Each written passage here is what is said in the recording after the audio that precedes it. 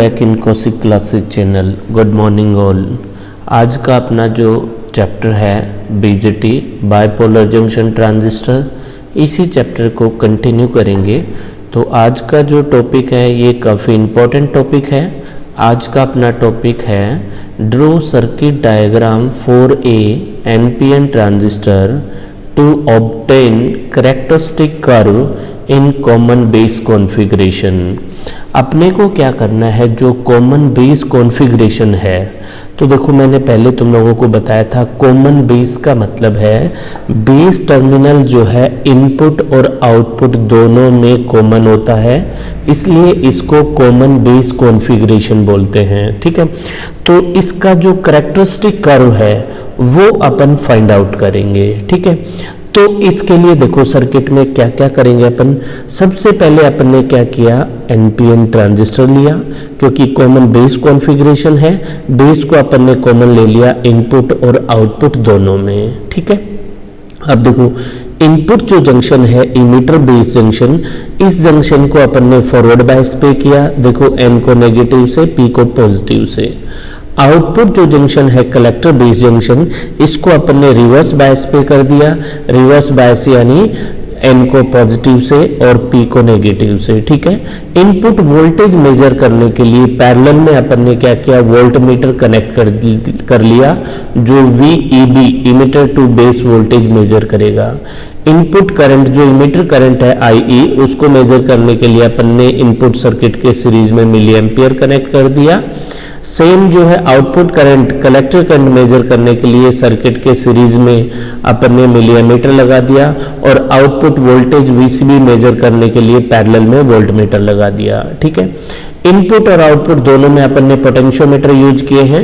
Input potentiometer की help से अपन input voltage को वेरी कर सकते हैं, आउटपुट पोटेंशियोमीटर की हेल्प से अपन जो है आउटपुट वोल्टेज वेरी कर सकते हैं। तो देखो स्लाइड में क्या लिखा है, इस सर्किट में एनपीएन ट्रांजिस्टर के इनपुट सर्किट में उपस्थित इमीटर बेस जंक्शन को सेल VEE की सहायता से फॉरवर्ड बायस में जोड़ते हैं, तथा इनपुट वोल्टेज में परिवर्तन करने के लिए विभव विभाजक यानी पोटेंशियोमीटर RH1 को अपन सर्किट के अनुसार कनेक्ट करते हैं।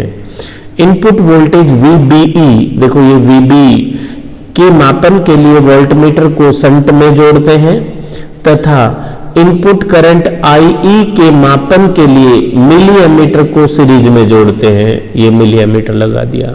ठीक है, एनपीएन ट्रांजिस्टर के आउटपुट सर्किट में उपस्थित कलेक्टर बेस जंक्शन को बैटरी VCC के द्वारा रिवर्स बायस में जोड़ते हैं। देखो अभी बताया मैंने, ये VCC है, इसके द्वारा जो कलेक्टर बेस जंक्शन है उसको रिवर्स बायस में कनेक्ट कर दिया, तथा आउटपुट वोल्टेज में परिवर्तन करने के लिए विभव विभाजक RH2 यानी पोटेंशियोमीटर जो है RH2 को सर्किट के अनुसार कनेक्ट करते हैं।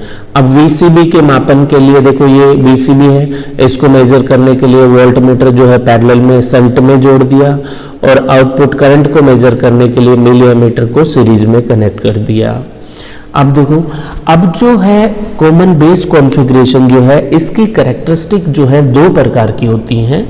फर्स्ट कैरेक्टरिस्टिक होती है इनपुट कैरेक्टरिस्टिक, सेकंड होती है आउटपुट कैरेक्टरिस्टिक। तो देखो इनपुट कैरेक्टरिस्टिक में क्या करते हैं, इनपुट कैरेक्टरिस्टिक में अपन क्या करेंगे, इनपुट वोल्टेज और इनपुट करंट के बीच में ग्राफ प्लॉट करेंगे, जबकि आउटपुट वोल्टेज कांस्टेंट रहेगा। ठीक है, तो देखो क्या लिखा हुआ है, इस कैरेक्टरिस्टिक को प्राप्त करने के लिए आउटपुट वोल्टेज VCB को स्थिर रखते हुए इनपुट वोल्टेज VEB को परिवर्तित करके इनपुट वोल्टेज VEB तथा इनपुट करंट IE के बीच कर्व बनाते हैं, यानी ग्राफ प्लॉट करते हैं। ठीक है, अब देखो क्या होता है सर्किट में, देखो तुम लोग अपन ने क्या किया, सपोज करो स्टार्टिंग में VCB इक्वल्स टू क्या कर लिया, 0 वोल्ट ले लिया, यानी आउटपुट सर्किट का इनपुट सर्किट पर कोई प्रभाव नहीं हो रहा। तो सिंपली क्या हो रहा है, देखो ये P और ये N, ये PN डायोड की तरह बिहेव करेगा, यानी PN diode as a forward bias, यानी PN डायोड जब फॉरवर्ड बायस पर होता है उसी की तरह बिहेव करेगा। तो इसकी इनपुट कैरेक्टरिस्टिक जो है P N diode forward bias पर होता है उसी की तरह जो है आएगी। तो देखो तुम लोग क्या है, VCB के दिए गए मान के लिए यह कर्व फॉरवर्ड बायस रीजन में डायोड के कैरेक्टरिस्टिक की भांति होता है, क्योंकि इस अवस्था में emitter base junction PN junction diode की भांति कार्य करता है जो कि फॉरवर्ड बायस होता है। ठीक है, देखो तुम लोग क्या होता है, पीएन डायोड में जब अपन फॉरवर्ड बायस अप्लाई करते हैं तो जब तक अपना अप्लाइड वोल्टेज जो है इसके पोटेंशियल बैरियर से कम रहता है, कट इन वोल्टेज से कम रहता है, तब तक करंट जीरो रहेगी और उसके बाद जो है करंट शार्पली इंक्रीज हो जाएगी। तो देखो जब VCB इक्वल्स टू जीरो है तो स्टार्टिंग में करंट जीरो, उसके बाद करंट जो है शार्पली इंक्रीज हो गई। ठीक है, अब अपन क्या करते हैं, जो आउटपुट वोल्टेज है उसको वेरी करते हैं, उसको अपन ने 0 से 10 वोल्ट कर दिया। कितना कर दिया, सॉरी ये 10 वोल्ट है, ठीक है 10 वोल्ट कर दिया। जब अपन इसको 10 वोल्ट करेंगे तो अर्ली इफेक्ट होता है, उस अर्ली इफेक्ट के कारण क्या होगा कि इमीटर करंट इंक्रीज हो जाएगी। तो देखो जब अपन ने 10 वोल्ट किया तो ये अपनी इमीटर करंट आ गई। ठीक है, इमीटर करंट इंक्रीज होगी लेकिन जो चेंज है इसमें परिवर्तन है वो कम होगा। तो देखो क्या है, VCB का मान बढ़ाने पर VEB के दिए गए मान के लिए करंट IE का मान अधिक होगा। यह अर्ली इफेक्ट के कारण होता है, यद्यपि यह परिवर्तन बहुत कम होता है। ठीक है, अब देखो इनपुट कैरेक्टरिस्टिक के लिए अपन dynamic input resistance find out करेंगे, जिसको कैपिटल RI से मेजर करते हैं। तो डायनेमिक इनपुट रेजिस्टेंस होता है change in input voltage to change in input current, input voltage में परिवर्तन और इनपुट करंट में परिवर्तन के रेशियो को डायनेमिक इनपुट रेजिस्टेंस कहते हैं, जबकि आउटपुट वोल्टेज कांस्टेंट रहता है। देखो क्या है, एनपीएन ट्रांजिस्टर में कांस्टेंट आउटपुट वोल्टेज VCB पर इनपुट वोल्टेज VEB में परिवर्तन व इनपुट करंट IE में परिवर्तन का अनुपात डायनेमिक इनपुट रेजिस्टेंस कहलाता है। देखो ग्राफ में देखो, मान लो सपोज करो अपने पास क्या है, ये वोल्टेज है, यहाँ पे इस वोल्टेज पे जो है जब अपना करंट जो है, करंट कितना था, जब अपना जो आउटपुट वोल्टेज VCB 0 था तब करंट है 0.5। ठीक है, अब अपन क्या करते हैं, अब अपना क्या हुआ, वोल्टेज में ये वोल्टेज आया तो इस टाइम जो है ये आ गया इसका करंट 10 पे। तो देखो जो करंट में परिवर्तन, देखो डेल्टा I कितना ज्यादा है जबकि डेल्टा VEB जो है कम है। तो जो है ये क्वांटिटी कम है, ये क्वांटिटी ज्यादा है, यानी जो RI की वैल्यू है वो कम होगी, वो ओम में होगी। ठीक है, यानी इसका डायनेमिक इनपुट रेजिस्टेंस क्या होता है, कम होता है। ठीक है, नेक्स्ट देखो, अब अपन इसकी आउटपुट कैरेक्टरिस्टिक ड्रॉ करते हैं। तो आउटपुट कैरेक्टरिस्टिक में क्या करते हैं, आउटपुट वोल्टेज और आउटपुट करंट के बीच में ग्राफ प्लॉट करेंगे, जबकि आउटपुट करंट देखो आउटपुट कैरेक्टरिस्टिक में क्या करते हैं, आउटपुट वोल्टेज और आउटपुट करंट के बीच में ग्राफ प्लॉट करेंगे, जबकि इनपुट करंट कांस्टेंट रहेगी। क्या कांस्टेंट रहेगी, इनपुट करंट। तो देखो आउटपुट वोल्टेज क्या है VCB, आउटपुट करंट क्या है IC, इन दोनों के बीच में ग्राफ प्लॉट करेंगे, जबकि इनपुट करंट जो है इमीटर करंट वो क्या रहेगी, कांस्टेंट रहेगी। ठीक है, तो इसको फाइंड आउट करने के लिए अपन जो है इसको 3 रीजन में डिवाइड करते हैं, saturation region, active region, saturation region और कट ऑफ रीजन। सबसे पहले देखो एक्टिव रीजन, ये एक्टिव रीजन है। तो देखो एक्टिव रीजन में क्या होता है, एक्टिव रीजन में मैंने तुम लोगों को पहले भी बताया था, एक्टिव रीजन में क्या होता है, इनपुट जंक्शन यानी emitter base junction forward bias पे होती है और आउटपुट जंक्शन यानी कलेक्टर बेस जंक्शन जो है रिवर्स बायस पे होती है। ठीक है, तो इस रीजन में आउटपुट करंट IC का मान आउटपुट वोल्टेज पर निर्भर नहीं करता। देखो आउटपुट करंट, देखो मैंने तुम लोगों को पहले बताया था, जब जंक्शन रिवर्स बायस पे होती है तब जो रिवर्स सैचुरेशन करंट होती है, तब जो करंट होती है वो रिवर्स वोल्टेज पर डिपेंड नहीं करती, वो टेम्परेचर पर डिपेंड करती है। ठीक है, तो इसमें क्या है, जो अपनी आउटपुट करंट है कलेक्टर करंट, वो आउटपुट वोल्टेज पे डिपेंड नहीं करती, वो इनपुट करंट पे डिपेंड करती है। यानी इसमें कलेक्टर करंट जो है approximately equals to emitter current होती है। देखो क्या लिखा है, इस रीजन में आउटपुट करंट आईसी का मान आउटपुट वोल्टेज पर निर्भर नहीं करता।